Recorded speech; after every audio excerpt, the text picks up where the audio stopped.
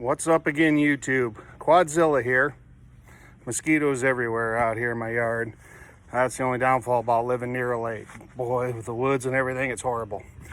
But, you know the history, if you've been watching my videos of my overheating issues I've had with this YXZ.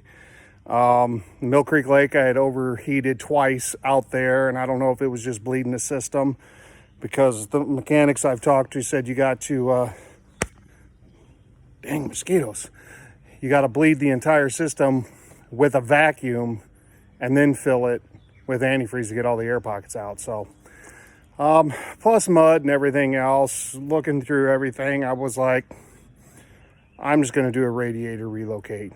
So that's what I've been working on, and unfortunately for some people I'm about halfway done, but otherwise this video would have been so darn long it's unreal. I'm about probably 6 hours into this if I had to guess, so here it goes. Here is the front end of the YXZ. So when you take this apart, you're going to have two bolts here on your fenders. You'll have one that goes down into here, and you'll have another one that's up into here that connects to your front plastic. Once you take those off, along with a couple little push clips, your fenders will come off. You got to take those off both sides. Flip this windshield up. Then, when it comes to your front plastic, you got one bolt that's here on the nose. You got bolts, one bolt on either side of your headlights. And then, if I recall correctly, there was two other bolts up here. Otherwise, it's all push clips that run all the way around this whole thing. You got all kinds of these little unthread clips. It's like a little push rivet. You got a whole bunch of those, and then you have one bolt here with your rectifier to take that off. Once you get that off, there's a couple other bolts through here that deal with your heat shroud that's on the top of your radiator. If you take that off, you'll have a bolt here and a bolt here. That's what's holding your radiator in. So once those are done, you got an electrical connector right here you'll disconnect for your fan, and then you got your hoses. So you can reach your top hose and disconnect it, and if you pull this thing forward, you can get down to your bottom hose and disconnect it. I ended up just cutting the hose because I was yanking the whole thing out anyways and taking all this stuff out. And then your radiator will just lift out. There's two rubber mounts that'll be here and here you got to take out. You're going to need those to reuse, unless you cut this piece off your frame and reuse it. I just did angle iron and drilled new holes. So that's all loose. You have to extend these wires to get to your fan. So I cut the connector off of the fan to where I could solder it into some other wires, or I did soldering connectors to that. And then I got to route my wire all the way through here to get back here to the back. Now, you can buy kits from Weller or some other places I've seen make kits. I think it was like Weller Racing, and then there was one other, I don't remember what it was anymore, Hess or something. But I ended up just making one. I had some scrap steel laying around, and I ended up fabricating this little goodie up. So here's what I came up with. I took the bed bolts out of the front up here, which mine was missing too anyways, so I was able to move them back to where the ones that were missing. I ended up having to buy bolts, but I took a piece of tubing, welded a washer to it, smoothed it off as best I could on both sides, and then I made some 90-degree sweeps with the tubing bender. So here and here, I bolted those in, and then I measured the width here for my radiator at 16 inches. I cut a piece of angle iron, drilled my holes for the mount, and then I positioned that piece first so I could get the angle here I wanted. Once I got that, I took what was remaining of my angle iron and I ran it up both sides here. That's why you see it stop like right here, is that's where I ran out. But it lined up perfect for another piece of tube coming up, and then I got these light bar clamps that they'll be attaching to. So then I just took some flat stock, ran it up the side, welded some here, and then I took some 45s and put those on there and welded them on. I got 2 holes drilled over here for my factory overflow tank that I took off from the front. And wiring wise, I had a little harness laying around here. It was a 3-wire, so I just clipped one of the wires, and then I connected this onto my other, and then the other end of this I have on these here to the wire harness going to the front. So then my fans should be taken care of. I'll post another one here in a little bit. All right, here I am once again. I've got her bolted in, so I'll just use all the tools and stuff I got here, but you can see my sweeps. Bolted in there. Come up. You can see my brackets where they're bolted in with the tubing coming back. Don't mind those welds. Those ones look like dog crap, I know, but I couldn't get in there to clean them up. I was having issues with the welder at work. But yeah, that'll give you an idea of what I did.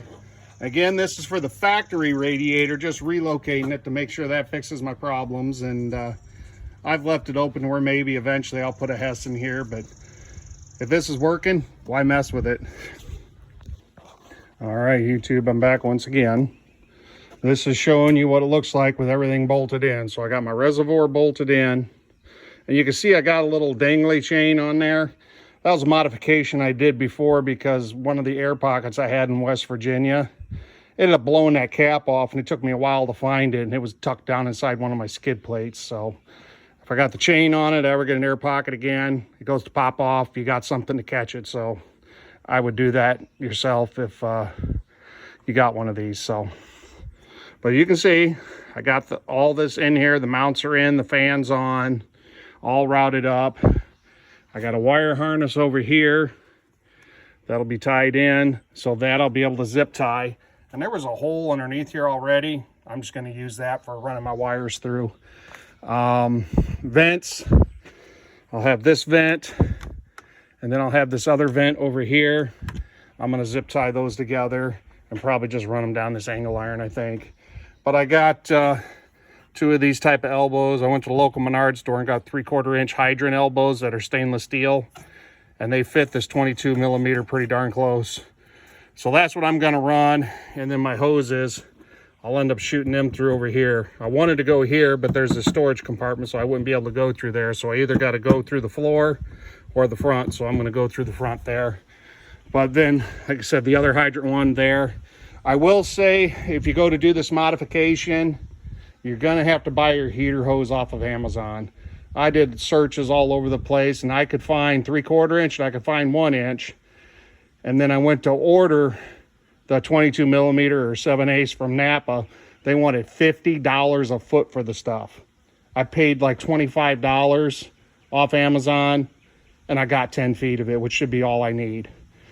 I'll take my existing line under here from the top, goes up to my water pump. That one will get disconnected, and I'm probably going to leave the existing hose that's on it because I bought a temperature gauge for a 22 millimeter hose for a motorcycle that's digital. So I'll use that as a coupler, run my new hose up, shoots through here, and then my lower hose down there, I'll have to tie into it and do the same thing to bring it up to hook into the radiator. But yeah, that's it so far. Doesn't look too bad. I don't necessarily like having the radiator blocking my view, but I also didn't want to buy one of those mount kits from Weller because then those mounts run the whole bed and then I lose all storage. At least with this, I could buy that bed extender that just extends this just a little bit. That's like a cage, and I could still put overpacks in here and stuff like that for supplies. So that's why I did what I did. Yeah, I'll post when it gets a little bit closer. All right, I'm back, YouTube. Rainy day this morning. I cut it off last night, decided to come back today. So as you can see, I got my hoses routed.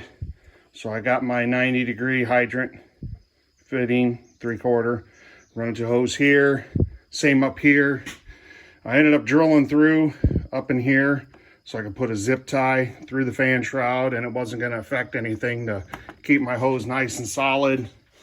I got another zip tie down here. Make sure when you're tightening these, you're not pinching the hose.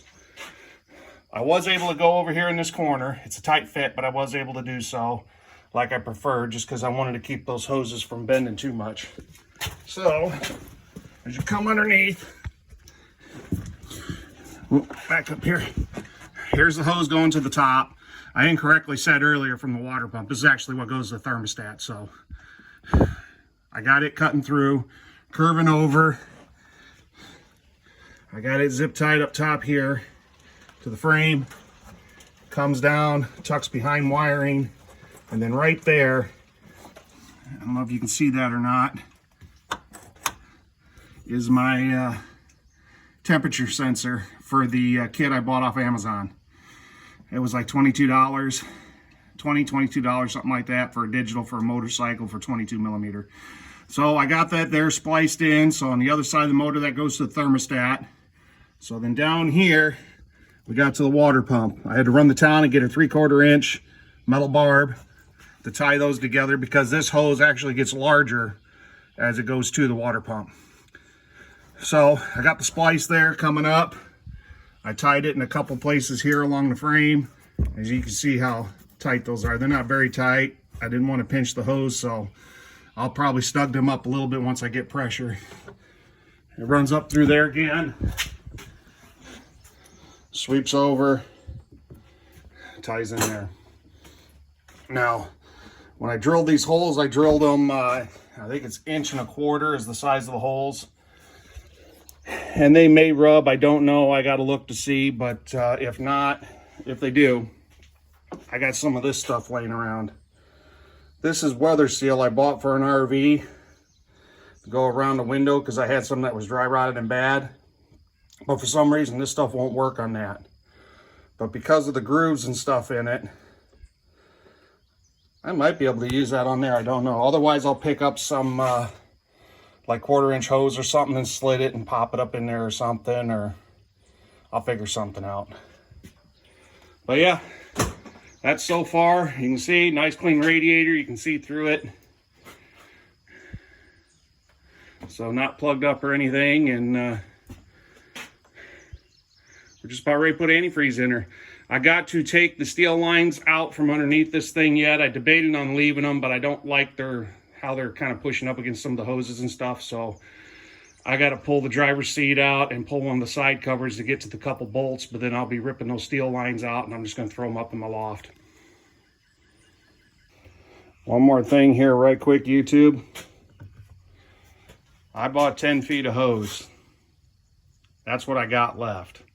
That tells me if I wouldn't have used a piece down there that I'd cut off the front, I would have used exactly 10 feet of hose, just for reference. All right, okay, here's the final. You can see I got her filled up with fluid. Got her all burped out and everything else. It seems like I got all the air out of it. But I also got a fuel pump issue, so. But I got the hoses ripped out, the steel hoses. They did not want to come out to save their butts, so I cut them out. Figure I'm not going to need them again anyways. That'll show you your clearance right there that I have with this setup. This does still come out. All you got to do, you take it and you'll weave it right through these bars here. But you can see how much space that still gives me here in the back for like an overpack or something like that. Got the front end all back together. One thing I did do that I don't know if anybody else does, I was concerned with mud getting up in that tunnel with the radiator being gone, so I put a piece of flashing up in there and zip tied it in place. So that should hopefully help keep the whole underside of this thing getting packed up with mud. So as you can see, new tires. I ended up going with ITP Sniper 920s. Same that's on the front of the Razor. National Tire and Wheel had a special going, and I was able to get these things for $660 delivered, and pretty much everything else was $1,000 to $1,200. So the price was right, and going down the road, these things have almost no road noise. They don't have real tall tread to them, but the tire is fairly hard. And I know on the 800, my big horns are probably about half tread. The ones on the front still have nipples on them, so. Which I have these on the front of the Razor, big horns on the rear. So the big horns have been showing some pretty good wear, where these you can't even really tell I've used them, so. But anyhow, that is the final verdict. So we got our bolting down here, 90-degree sweep, bolt 90-degree sweep. And if you look, those are slightly angled forward. It was an 18-inch, 1.25-inch angle iron. And then what was left of the stick went up both sides. And then once I ran out of that, it was flat strap with another piece of flat strap welded to the side with a 45 on it. And then I continued with some more tubing. And then I just flattened a piece of metal to make like a piece of angle iron since I didn't have any more. And then it's attached to a light bar mount on both sides. So I think it turned out pretty good. I'm happy with it. So as soon as I can get that fuel pump in on Monday, we'll fire this thing up and make sure everything works right. If you like the content, click like, subscribe, comment below. Let me know if you like this kind of stuff. If you're liking this kind of work and different ideas, that tells me to record when I start doing some more of this stuff on different UTVs and ATVs and stuff that I have. If it's not really your liking, tell me so too, and then maybe I don't record these and I don't waste my time with it. But if it helps you, great. You can message me and I can put the exact dimensions of everything that went in, maybe map it out and snap a photo and put it in the comments if this is something you're thinking about maybe trying. Alrighty, Quadzilla out.